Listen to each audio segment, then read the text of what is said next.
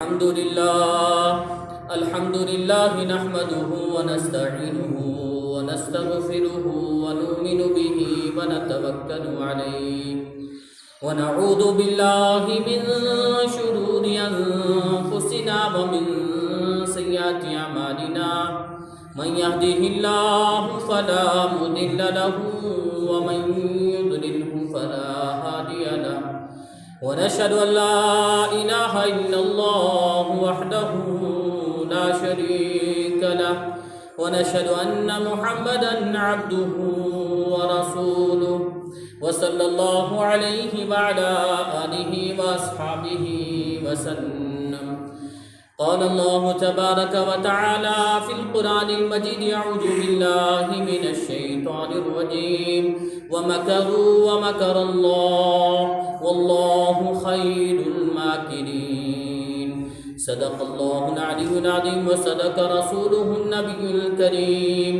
ونحن على ذلك من الشاهدين والشاكرين والحمد لله رب العالمين. محترم واجب الاحترام معزز بزرگوں، بھائیوں، ساتھیوں، السلام علیکم ورحمۃ اللہ وبرکاتہ. اللہ رب العزت کا بے انتہا احسان، کرم اور فضل کہ جس اللہ نے ہم سب کو یہاں کچھ دیر نماز سے پہلے اپنی اور اپنے حبیب صلی اللہ علیہ وسلم کے لائے ہوئے دین کے غور و فکر کرنے کی توفیق اور سعادت نصیب فرمائی. اللہ رب العزت ہم سب کا یہاں پر بیٹھنا ہمارے لیے دنیا میں ہدایت اور آخرت میں ہم سب کے لیے نجات کا ذریعہ بنائے. جیسا کہ آپ جانتے ہیں، گزشتہ جمعہ کہ میں نے آپ حضرات کے سامنے ہجرت مدینہ اور اس کا پس منظر اور اس ہجرت مدینہ کا جو پہلا حصہ تھا اور یہ ہجرت کس وجہ سے مسلمانوں کو کرنی پڑی اور اس ہجرت کی وجہ کیا تھی، ہجرت میں آنے والی کچھ پریشانیاں اور تکلیفیں، اور اس ہجرت کے ہی دور میں کفار کی طرف سے جو مسلمانوں پر جو زیادتیاں ہوئیں، کچھ کا تذکرہ میں نے پچھلے جمعہ پر اس امید کے ساتھ کیا تھا کہ آئندہ اس جمعہ انشاءاللہ باقی کے حصے کو بیان کیا جائے گا. اور مناسب یہی معلوم ہوتا ہے کہ اسی حصے کو آگے چلایا جائے.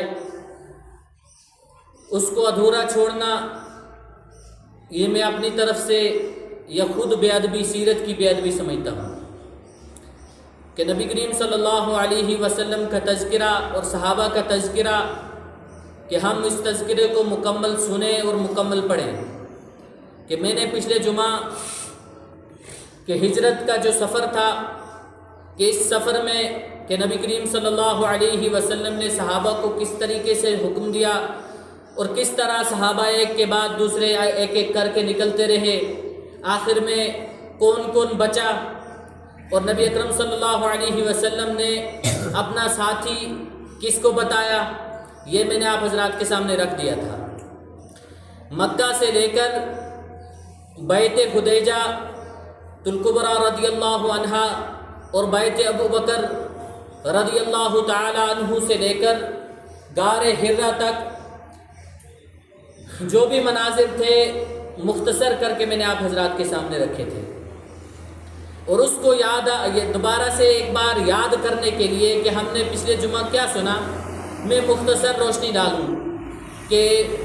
حضرت ابو بکر صدیق رضی اللہ عنہ کے گھر سے غار ثور تک کہ نبی کریم صلی اللہ علیہ وسلم کے جو اس سفر میں ساتھی حضرت ابو بکر صدیق رضی اللہ عنہ ہیں، اور اس میں سفر میں جو چیزیں جن سامان کا جن چیزوں کی ضرورت تھی حضرت ابو بکر صدیق رضی اللہ عنہ پہلے ہی سے اس کی تیاری کر چکے تھے. اور یہ غار ثور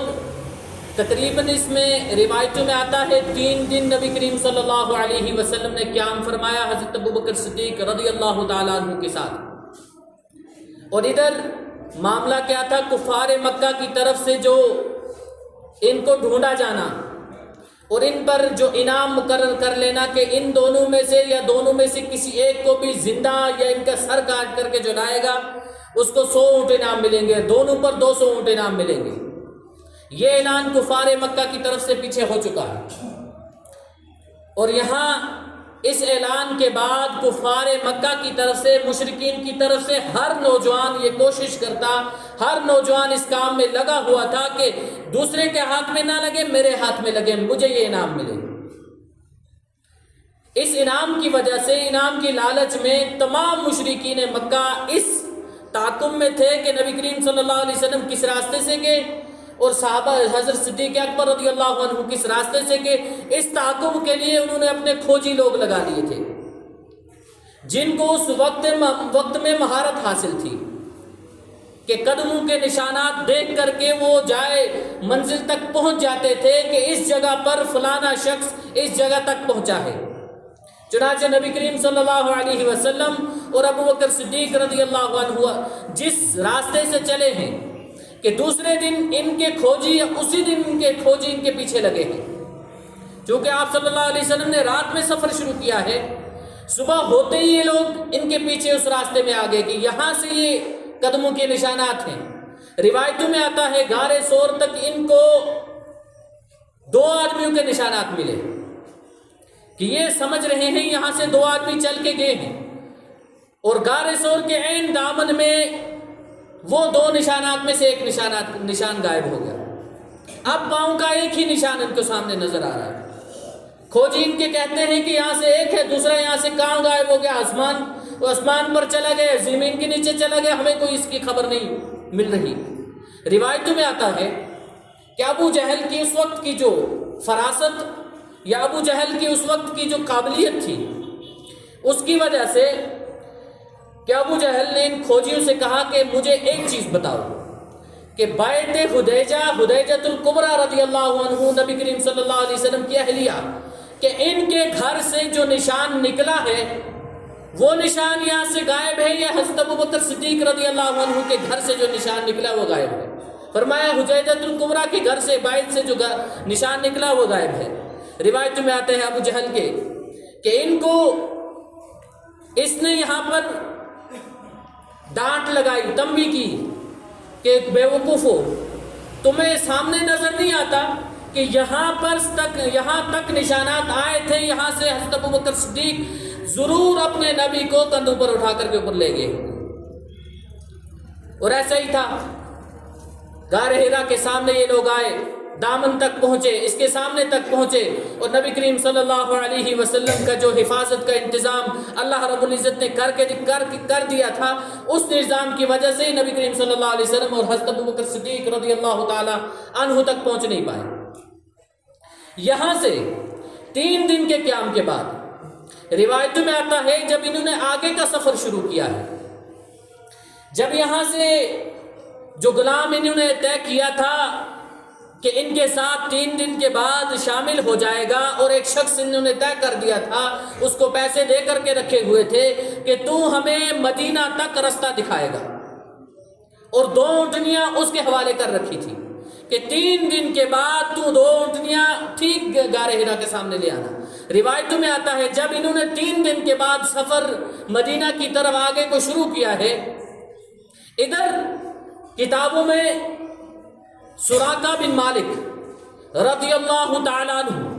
یہ اس وقت تک ابھی مسلمان نہیں ہوئے تھے، ان کے بارے میں آتا ہے کہ فتح مکہ کے بعد یہ سراقہ بن مالک مسلمان ہوئے ہیں۔ یہ خود کہتے ہیں کہ میں مشرکین مکہ کی ایک مشرے میں، ایک میٹنگ میں بیٹھا ہوا تھا کہ اچانک سے دور سے ایک شخص دوڑتا ہوا آیا، ہانکتے ہوا کہ ہمیں کہنے لگا کہ فلاں جگہ پر، فلاں کنارے پر میں نے 2 آدمیوں کو دیکھا، وہ اونٹنیوں پر سوار ہیں، سواری پر سوار ہیں، کہ تم جس کو ڈھونڈ رہے ہو شاید وہی لوگ ہیں۔ سراقہ بن مالک کہتے ہیں کہ جب یہ شخص دوڑتا ہوا آیا، مجھے اس انعام کی لالچ تھی جو 200 اونٹ انعام کے لیے رکھے گئے تھے، مجھے اس لالچ میں اتنا اندھا ہو گیا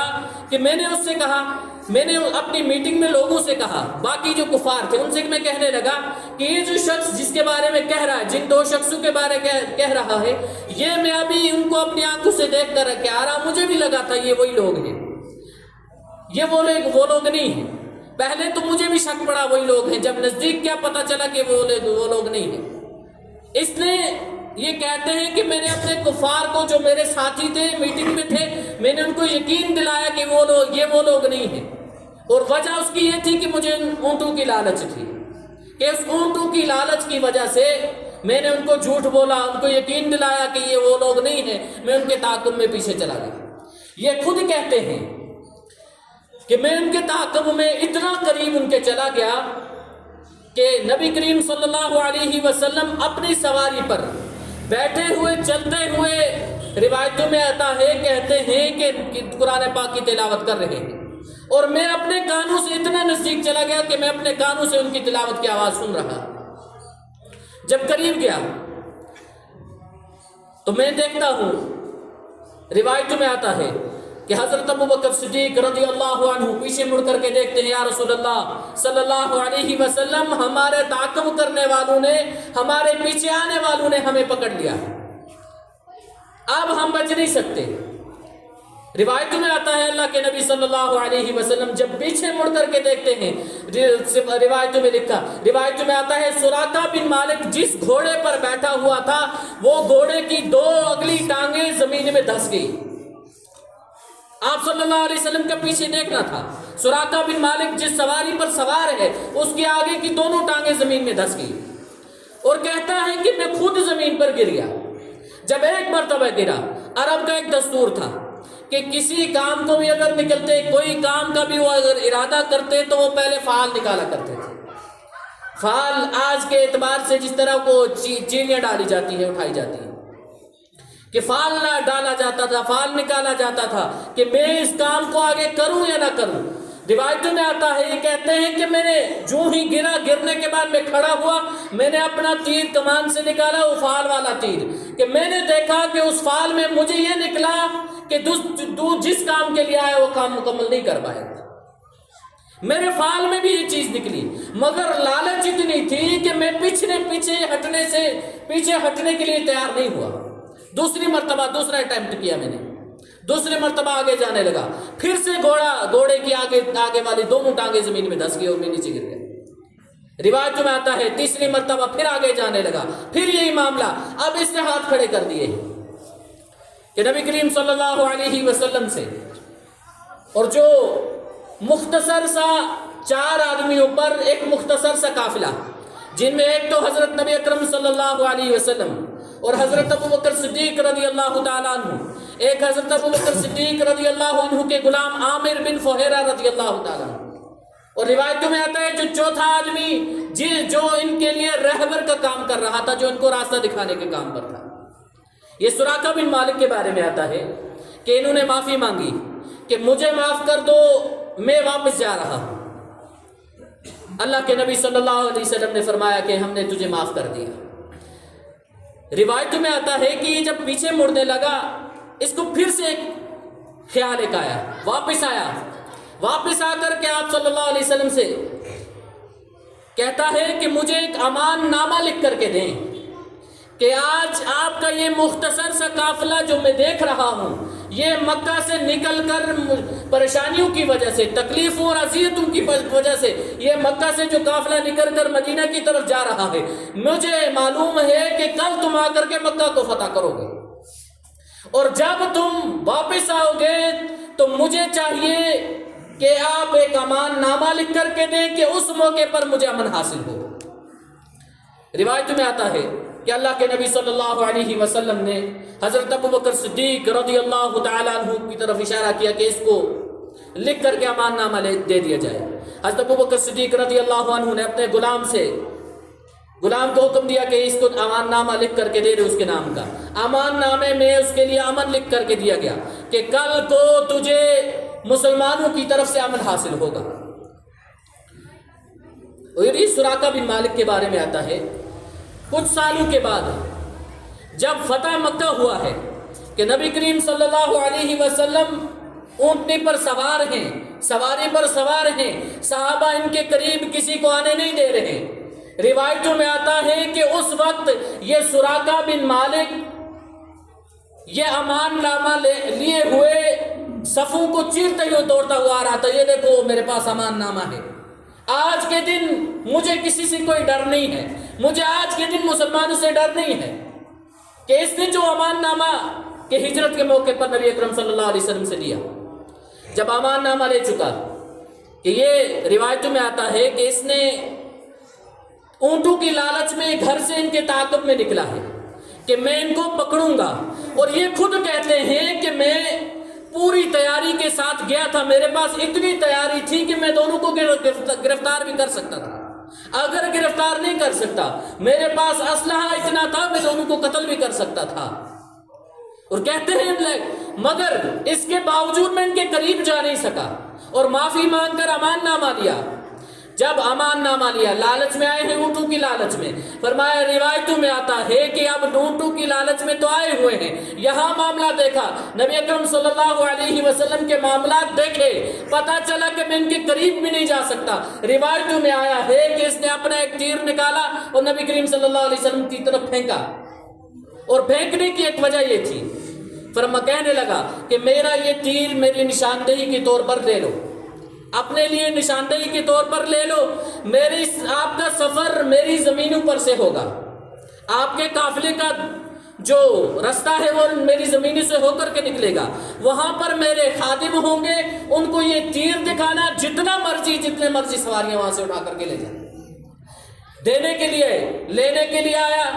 اونٹ، اور لالچ اس کو اونٹوں کی، لالچ اس کو انعام کی، یہاں پر معاملات تبدیل ہو گئے۔ نبی کریم صلی اللہ علیہ وسلم کا معاملہ دیکھ کر کے اس کام پر راضی ہو گیا کہ میری نشانی لے لو، جا کر کے وہاں سے میری طرف سے وہاں اونٹ لے لینا، سواریاں لے لینا، جو آپ کو ضرورت پڑے۔ روایتوں میں آتا اللہ کے نبی صلی اللہ علیہ وسلم نے فرمایا کہ ہمیں تیرے اونٹوں کی کوئی ضرورت نہیں ہے، مگر ایک کام کر دینا، ایک کام ہمارا یہ کرنا کہ تو واپس جا کر اپنے لوگوں کو ہمارے بارے میں تذکرہ نہیں کرنا، ان سے ہمارا راز نہیں کھولنا کہ ہمیں تو نے یہاں پر پایا، کہ اس نے اس پر بھی وعدہ کر لیا کہ میں ایسا ہی کروں گا، میں کسی کو راز نہیں بتاؤں گا۔ یہ کہتے ہیں جب میں واپس لوٹنے لگا کہ نبی کریم صلی اللہ علیہ وسلم نے آواز دے کر فرمایا سراقہ کہ تو نے آج کے یہ معاملات دیکھ لیے، میں کل کے معاملات دیکھ رہا ہوں، میں کسرا کے کنگن تیرے ہاتھوں میں دیکھ رہا ہوں۔ اور یہ جب سراقہ کہتے ہیں جب میں نے کسرا کا نام سنا تو میں اچانک سے پریشان ہو گیا، یہ کسرا، فرمایا کہ میں نے پوچھا یا رسول اللہ یہ کسرا وہی کسرا ہے سپر پاور، وہ طاقت، اس وقت کی سب سے بڑی سپر پاور کیسر و کسرا، کہ فرمایا کہ جن کو نبی کریم صلی اللہ علیہ وسلم نے صلی اللہ علیہ وسلم کے زمانے کے بعد ابو حضرت عمر فاروق رضی اللہ عنہ کے زمانے میں جب ان پر کیسر و کسرا پر غلبہ ہوا ہے، جب وہاں سے مال غنیمت سے مال آیا ہوا ہے، سراقہ بن مالک پہلے فتح مکہ کے بعد مسلمان ہو چکے ہیں، جب مال غنیمت کی تقسیم ہونے لگی، تقسیم ہو رہا ہے، اس مال غنیمت میں ان بادشاہوں کے کنگن جو سونے کے کنگن وہ پہنا کرتے تھے، اور جب انہوں نے یہ کنگن اٹھائے، روایتوں میں آتا ہے کہ سراقہ کا نام لے کر پکارا سراقہ آؤ دیکھو میرے نبی نے آج سے کئی سال پہلے اس کے بارے میں پیشن گوئی کر دی تھی، آؤ میرے نبی صلی اللہ علیہ وسلم کے فرمان کی تصدیق تم بھی کر لو۔ اور فرمان کی تصدیق کس طرح کہ سونا مرد کے لیے پہننا جائز نہیں تھا، مگر حضرت عمر فاروق رضی اللہ عنہ نے کہ نبی کریم صلی اللہ علیہ وسلم کی طرف سے کہی ہوئی بات کو سچ اور حق ثابت کرنے کے لیے سراقہ کے ہاتھوں میں کنگن پہنائے، اور یہ کوئی معمولی کنگن نہیں تھے، وقت کی سپر پاور طاقت اور ان کے بادشاہوں کے کنگن اور ان کے سر کے اوپر رکھے جانے والا کراؤن، وہ تاج، کہ یہ سراقہ کہ یہاں سے یہ سفر آگے نکلا ہے، کہ اب کتابوں میں لکھا ہے کہ یہ مختصر سا قافلہ کہ انہوں نے ایک جگہ پر دیکھا کچھ خیمے لگے ہوئے ہیں، اور یہ خیمے ام معبد رضی اللہ تعالی عنہ ابھی تک مسلمان نہیں تھی، مگر اس وقت کے کفار یا اس وقت کے جو لوگ تھے مرد اور عورتیں، ان کا یہ अमूमी रिवाज था कि जिनके घर रस्तों में हुआ करते थे, एक घर वो अपने लिए, एक खीमा अपने लिए बनाया करते थे और एक खीमा जो मुसाफिर लोग चलते हैं उनके लिए, कि दो खीमे इनको नजर आए। हज़रत अबू बकर सिद्दीक रज़ी अल्लाह अन्हु और जो मुख्तसर सा काफिला है उन खीमों की तरफ बढ़े हैं। रिवायत में आता है, जाकर के पूछा हज़रत अबू बकर सिद्दीक रज़ी अल्लाह तआला अन्हु ने कि घर में खाने के लिए कोई चीज़ है तो हमें दे दे। और यहाँ तक कि अबू बकर सिद्दीक रज़ी अल्लाह तआला अन्हु घर का जितना भी माल था वो सारा का सारा माल खुद इस काफिले में घर से उठा करके ले आए हैं कि कहीं अगर नबी करीम सल्लल्लाहु अलैहि वसल्लम पर कोई मुश्किल वक्त पेश आ जाता है तो मैं सारे माल को पेश करके, इस माल को दे करके नबी करीम सल्लल्लाहु अलैहि वसल्लम की हिफाजत कर सकूं। और सारा का सारा घर से माल उठा करके लाए। रिवायत में आता है जब ये घर से निकले हैं, इनके वालिद नाबीना हैं, अपनी बच्चियों से पूछते हैं, बताओ बच्चियों तुम्हारे बाप ने तुम्हारे लिए कुछ घर में छोड़ा है कि नहीं छोड़ा? तो बच्चियों को समझ आ गई। तो रिवायत में आता है कि ये बच्चियां भी हज़रत अबू बकर सिद्दीक रज़ी अल्लाह अन्हु की बच्चियां थी कि नबी करीम सल्लल्लाहु अलैहि वसल्लम के लिए और आपकी हुर्मत के लिए घर का जितना माल था वो सारा का सारा पहले से खर्च हो चुका है। अब यहाँ तक मौका पहुँच चुका है, यहाँ तक वक्त आ चुका है कि दादा इनसे पूछ रहे हैं, बताओ तुम्हारे बाप ने तुम्हारे लिए कोई माल छोड़ा? रिवायतों में आता है हज़रत अस्मा बिन्त अबू बकर सिद्दीक रज़ी अल्लाह तआला अन्हा ये फरमाती है कि हमने उस मौके पर हम थोड़ी डर गई कि दादा हमें ये पूछ रहे हैं, अब हम दादे को क्या बताएं कि सारा का सारा माल अबू बकर लेकर के चले गए हैं, अबू लेकर के सारा का सारा माल चले गए हैं, हम दादे को किस तरह बताएं? रिवायतों में आता है एक अजीब और गरीब काम इन्होंने किया, जहां पर हज़रत अबू बकर सिद्दीक रज़ी अल्लाह अन्हु अपने दिरहम और दिनार रखा करते थे, वहीं पर इन बच्चियों ने ला करके कंकरियां बिछा दी, ऊपर कपड़ा डाला। दादा जो कि नाबीना था हाथ पकड़ करके उस कंकरियों पर आकर के लगाया, कहने लगी दादा ये देखो अबू ने बहुत सारा माल छोड़ा। वो कहता है परेशानी नहीं है, तुम्हारे लिए बहुत माल छोड़ करके गया है, सारा का सारा माल घर से उठा करके ले गए। और रिवायतों में आता है ये काफिला उम्मे मोहम्मद रज़ी अल्लाह तआला अन्हा के इस खेमे तक पहुंचता है। पूछा गया घर में कोई खाने की चीज है कि नहीं है? जवाब मिला घर में कोई खाने की चीज नहीं है।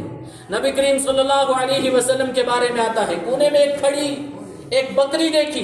फरमाया वो जो बकरी खड़ी हुई है, वो कोने में जो बकरी रखी हुई है, ये जो है ये पेश कर दो कि हम इसी से अपना गुजारा कर लेंगे। रिवायत में आता है उम्मे मोहब्बत कहती हैं कि सारा का सारा जो रेवड़ बकरियों का था वो घर से कुछ देर पहले निकल गया है। और रेवड़ में एक ये बकरी जो बीमार लागर थी, मरियल थी, ये रेवड़ के साथ चल नहीं सकती थी, इसकी वजह से रेवड़ लेके जाने वाले को भी तकलीफ होती और रेवड़ भी पूरा मुतासर हो जाता था कि हमने वो मरियल और वो लागर बकरी घर में रख दी कि नबी करीम सल्लल्लाहु अलैहि वसल्लम से कहा गया कि इस बकरी से कोई फायदा तो हो नहीं सकता, ये खुद बीमार है, आपको क्या नफा पहुंचा सकेगी। रिवायतों में आता है अल्लाह के नबी सल्लल्लाहु अलैहि वसल्लम ने बकरी को अपने पास लाया। रिवायतों में आता है अल्लाह के नबी सल्लल्लाहु अलैहि वसल्लम ने अल्लाह का नाम लेकर उसके थनों पर हाथ लगाया है। तारीख गवाह है कि उसका थान दूध से भर गए और दूध से भरे नहीं है, खाली भरे नहीं है। रिवायतों में आता है अबू बकर सिद्दीक रज़ी अल्लाह अन्हु कहते हैं कि वो उन थनों से खुद ब खुद दूध नीचे गिर रहा था कि बर्तन मंगाए गए, बर्तन भरे गए। रिवायतों में लिखा है कि पहले नबी अकरम सल्लल्लाहु अलैहि वसल्लम ने दूध उम्मे मोहब्बत को पेश किया, उसके बाद हज़रत अबू बकर सिद्दीक रज़ी अल्लाह अन्हु ने पेट भर करके वो दूध नोश फरमाया। उसके बाद अल्लाह के नबी सल्लल्लाहु अलैहि वसल्लम ने खुद सैर होकर के दूध पिया है और बाकी बचा हुआ दूध उनके घर में रख दिया। जब ये दूध इनके घर में रखा है, यहाँ पर बहुत सारे मौजूदात हैं, कुछ तो ज़ईफ रिवायात भी हैं कि अल्लाह के नबी सल्लल्लाहु अलैहि वसल्लम ने कुल्ली करके, रिवायतों में आता है कि कुल्ली करके एक झाड़दार सूखा हुआ दरख्त, एक झाड़ी सूखी हुई है जिस पर कांटे उगे हुए वो भी सूख चुके हैं, कि कुल्ली करके नबी अकरम सल्लल्लाहु अलैहि वसल्लम ने जो कुल्ली से बचा हुआ जो पानी था उसकी जड़ों में डाल दिया। और उम्मे मोहब्बत कहती हैं कि चूंकि ज़ईफ रिवायत है मगर किताबों में इस तरह के बहुत सारे मौजूदात भी हैं और मुमकिन है कि ये भी सच और हक हो कि नबी करीम सल्लल्लाहु अलैहि वसल्लम ने जो कुल्ली करके उस درخت پر, उस सूखी हुई झाड़ी पर अपना जो पानी बचा हुआ है उसमें डाला है। ये कहती हैं कि मैं देख रही हूँ कि उस झाड़ी ने अपने कांटे नीचे गिरा दिए, और जब कांटे नीचे गिराए पूरी की पूरी झाड़ी वो सरसब्ज शादाब होगी दोबारा से, और वो जहां पर कांटे लगे हुए थे वो चूंकि गिर चुके हैं, उन कांटों के बदले फल आए, फूल आए, फिर उन पर फल लगा। रिवायतों में आता है 11 साल उस वाक़े के बाद ये दरख्त उसी तरह सरसब्ज शादाब रहा है, और 11वें साल अचानक ये दरख्त जो था ये सूख गया, वापस उसी शक्ल में आ गया। उधर पता चला कि नबी करीम सल्लल्लाहु अलैहि वसल्लम दुनिया से पर्दा फरमा गए। ऐसे मौजज़ात बहुत सारे कि जब यहाँ से वापस तशरीफ़ ले गए, आगे के सफ़र के लिए तशरीफ़ ले गए, अबू मुअब्बद रज़ियल्लाहु ताला अन्हु जो अभी तक मुसलमान नहीं हुए थे, घर में आए, अजीब व गरीब मंजर देख रहे हैं कि यहाँ मेरे घर से खुशबुएं हैं और घर के हालात ही बदल चुके हैं। मैं घर को बड़ी खस्ता हालत में छोड़ करके गया था, यहाँ करके देखता हूँ बर्तन दूध से भरे हुए हैं, और मेरी जो अहलिया है उसका चेहरा भी बड़ा रौनक हो चुका है, और हमारी जो लागर बकरी उधर पड़ी हुई थी ये अब बिल्कुल बेफिक्र है, आराम से खड़ी हुई है और बिल्कुल तंदुरुस्त है। तो इन्होंने अपनी अहलिया से पूछा, बताओ यहाँ पर कोई आया था, हमारे घर में कोई रुका था? इसने यहाँ पर एक अजीब व गरीब नबी अकरम सल्लल्लाहु अलैहि वसल्लम का नाम रखा है कि ये कहती है कि एक रजुलुम मुबारक, कि एक मुबारक शख्स हमारे घर में आया था, कि वो उसके साथ हमारे घर में आने के बाद बहुत सारे मैंने बहुत सारी चीज़ों को मैंने देखा, मुशाहिदा किया कि हर मामले में उनके बरकत ही बरकत थी। बकरी के थनों को, सूखे हुए थनों को हाथ लगाया, थन दूध से भर गए, और इसी तरह के बहुत सारे मामलात मैंने देखे। रिवायतों में आता है अबू मुअब्बद रज़ियल्लाहु ताला अन्हु अपनी अहलिया से कहती हैं, जरा रुक जा, जिस शख्स को तूने देखा है मुझे उस शख्स का पूरा तफसीली बता के किस तरह वो बैठा, वो किस तरह आया और किस तरह दिखने वाला था। रिवायतों में आता है मुफस्सिरीन ने और तारीख दानों ने हम तक जो नबी करीम सल्लल्लाहु अलैहि वसल्लम का चेहरा अनवर दिखाया है, हम तक नबी करीम सल्लल्लाहु अलैहि वसल्लम का उठना और नबी करीम सल्लल्लाहु अलैहि वसल्लम का जो कद मुबारक है वो बताया है। यहाँ तक कि ये भी तारीख दानों ने हमें दिखाया कि उनके साथ जो काफिला था, कि वो कहती हैं उनके साथ जो काफिला था वो इतने करीब रहता था कि नबी करीम सल्लल्लाहु अलैहि वसल्लम जब कोई बात करते ये अपने कान इनके करीब ले आते थे, और जब कोई हुक्म देते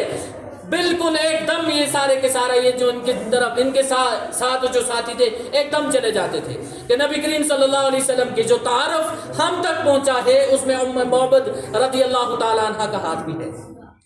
कि पूरा तफसील के साथ, चूँकि इस वक्त मौका नहीं है कि तफसील से जो उम्मे मुअब्बद के अल्फाज हैं वो बयान किए जाएं,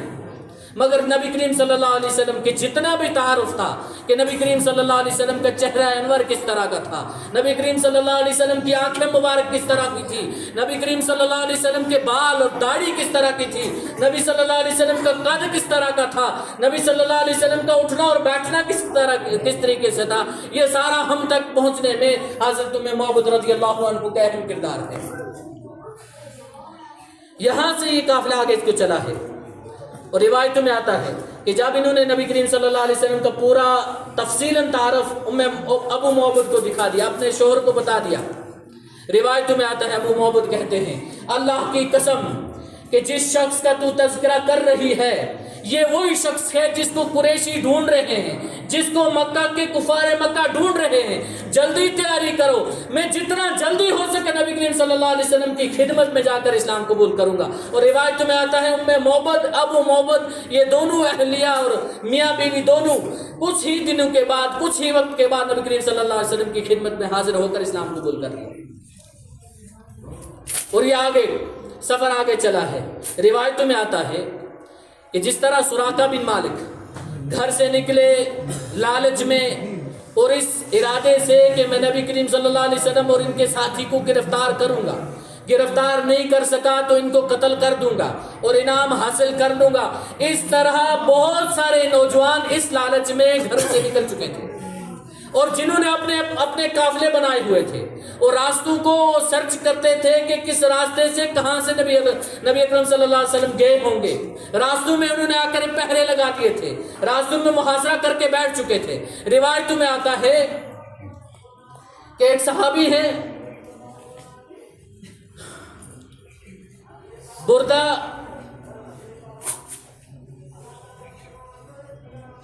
اسلمی رضی اللہ تعالیٰ عنہ, غالباً ان کے بارے میں آتا ہے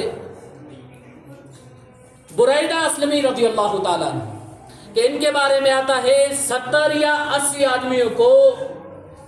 7 پورے اسلحے کے تلوار تیر ان کے پاس موجود ہیں کہ نبی کریم صلی اللہ علیہ وسلم پر اور ان کے مختصر سے قافلے پر آ کر ان لوگوں نے حملہ کر دیا. اور اس حملے کی جو تفصیل کتابوں میں آتی ہے کہ جب یہ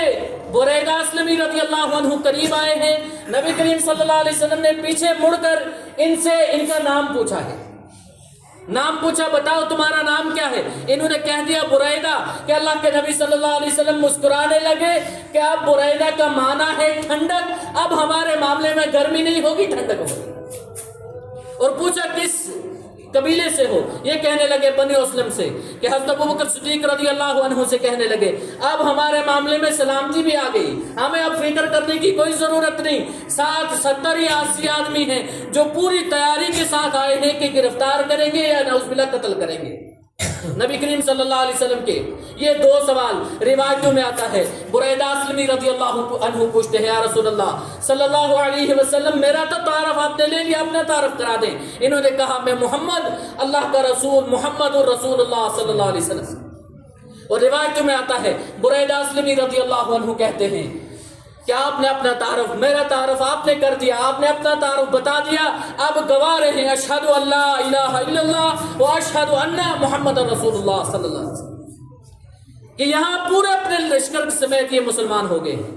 اب مسلمان نہیں ہوئے, خالی مسلمان نہیں ہوئے, مسلمان ہونے کے بعد پورے لشکر کو اس قافلے میں شامل کر دیا. پہلے 4 تھے, مختصر سا گھر سے قافلہ 2 آدمیوں پر چلا. ایک نبی اکرم صلی اللہ علیہ وسلم کی ذات اقدس اور ساتھ میں ان کے ساتھی حضرت ابوبکر صدیق, ساتھ میں ایک غلام ہے, ایک راستہ دکھانے والا ہے. اب یہاں ان کے ساتھ 70 یا 80 کا جو قافلہ ہے پورا ان کے ساتھ مسلمان ہو کر آگے کو چل دیا ہے. روایتوں میں آتا ہے یہاں جو صحابہ مہاجرین ہجرت کر کے مدینہ سے مکہ سے مدینہ آ چکے تھے, یہ پہلے قبا کی ایک بستی میں انہوں نے آرام کیا, وہاں ان کی خدمتیں ہوئیں, وہاں لوگوں نے انصار نے ان کی خدمتیں بھی کی اور ان کے ساتھ بڑا اچھا معاملہ کیا ہے. روایتوں میں آتا ہے مدینہ والے بھی قبا کی اس بستی میں آ کر کے بیٹھ جاتے تھے صبح سے لے کر شام تک. صبح سے شام تک یہ آ کر کے بیٹھ جایا کرتے تھے اور اس انتظار میں رہتے کہ کب یہ قافلہ جو مختصر سا قافلہ مدینہ سے چلا ہے یہ قافلہ یہاں پر تشریف لے آئے اور ہم ان کا استقبال کریں. اس انتظار کرنے والوں میں روایت میں آتا ہے بچے, بوڑھے, عورتیں, مرد, بیمار جو بھی تھے وہاں مدینہ اور قبا والے یہ سارے کے سارے آ کر ایک جگہ پر جمع ہو جایا کرتے تھے. اور یہ ہجرت کا یہ سفر کچھ دنوں کا نہیں ہے, مہینوں پر یہ کہ اس میں مہینے لگے ہیں کہ مہینوں سے ان لوگوں کا یہ کہ صبح آ کر کے پہاڑوں پر بیٹھ جاتے, انتظار کرتے کرتے شام کو مایوسی ہو جاتی, آنکھیں دیکھتے دیکھتے تھک جاتی, یہ شام کو واپس گھروں کو لوٹ جاتے کہ اب ہم صبح دوبارہ تشریف لے آئیں. روایتوں میں آتا ہے ٹھیک اسی طرح جس طرح ان کا روز کا معاملہ تھا, ایک دن یہ واپس شام کو لوٹنے لگے کہ قافلہ آج بھی نہیں آیا, ہم دوبارہ کل آئیں گے. روایتوں میں آتا ہے کہ ایک یہودی کہ مسلمانوں کے اس معاملے کو روز دیکھتا کہ سارے کے سارے مسلمان ایک جگہ جمع ہوتے ہیں, اپنے رہنما اپنے نبی کے انتظار میں بیٹھے رہتے اور ہر شام کو یہ واپس چلے جاتے. یہ اس انتظار میں رہتا کہ میں دیکھوں آخر ماجرا کیا ہے, کہ یہ ایک درخت کی چوٹی پر بیٹھا ہوا ہے, یہ پہاڑ کی کسی چوٹی پر بیٹھا ہوا ہے کہ لوگ واپس مڑ رہے ہیں. اس نے لوگوں کو آواز دی کہ جس قافلے کا جس شخص کا تم انتظار کر رہے ہو وہ دیکھو فلاں پہاڑی کے پاس سے آ رہا ہے.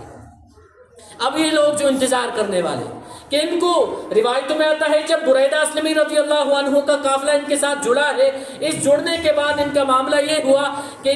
ان کے پاس کپڑے بھی موجود نہیں ہیں، پاس میں جو لگانے کے لیے کپڑے تھے وہ استعمال ہو چکے ہیں، کپڑا بھی کوئی موجود نہیں ہے۔ انہوں نے ارادہ کیا رسول اللہ صلی اللہ علیہ وسلم ہمارا ایک قافلہ ہے، دل میں ارادہ ہے، میری ایک رائے ہے کہ اس قافلے میں ایک جھنڈا بھی ہو، اور جھنڈے کے لیے کپڑا نہیں ہے، کہ نبی اکرم صلی اللہ علیہ وسلم نے فرمایا کہ جھنڈے کے لیے کوئی کپڑا موجود نہیں ہے۔ انہوں نے اپنی دستار اتاری ہے، دستار اتار کر کے انہوں نے ایک جھنڈا بنایا، اسلام کا سب سے پہلا جھنڈا بنانے والا اور لہرانے والا بریدہ اسلمی رضی اللہ عنہ۔ یہ قافلہ مدینہ پہنچا ہے، مدینہ قبا پہنچا ہے۔ قبا پہنچنے کے بعد ان لوگوں نے ان کا بڑا بہترین استقبال کیا، اور یہاں پر ایک چیز کہ کوفہ اور قبا، کوفہ والوں نے استقبال کیا حضرت امام حسین رضی اللہ تعالیٰ عنہ کا، اور مسلم بن عقیل کا استقبال کیا، بعد میں جا کر کے حفاظت نہ کر پائے۔ استقبال تو بڑا زور و شوروں سے کیا مگر ان کی حفاظت نہ کر پائے۔ یہاں پر قبا والے، مدینہ والوں نے استقبال ہی نہیں کیا ہے، اپنی جانوں کا نذرانہ بھی ان کے قدموں میں لا کر کے ڈھیر کر دیا کہ جب تک ہماری جسموں میں ایک خون کا قطرہ باقی ہے ہم آپ کی سلامتی کے لیے، آپ کی حفاظت کے لیے لڑتے رہیں۔ اللہ رب العزت ہم سب کو سننے سے زیادہ عمل کرنے کی توفیق نصیب فرمائے۔ یہ مختصر کر کے میں نے آپ حضرات کے سامنے ہجرت کا پورا تفصیل کے ساتھ تو نہیں تھا، یہاں تک مسجد قبا تک، یہاں کے بعد کچھ دنوں کے بعد روایتوں میں آتا ہے 13 یا 14 دن کے بعد یہ قافلہ مدینہ کی طرف گیا ہے، اور باقی معاملات آگے شروع ہوئے ہیں۔ اللہ رب العزت نے اگر موقع دیا پھر کسی موقع پر آگے کا مدینہ کا جو استقبال تھا مدینہ والوں کی طرف سے وہ آپ حضرات کے سامنے رکھوں گا۔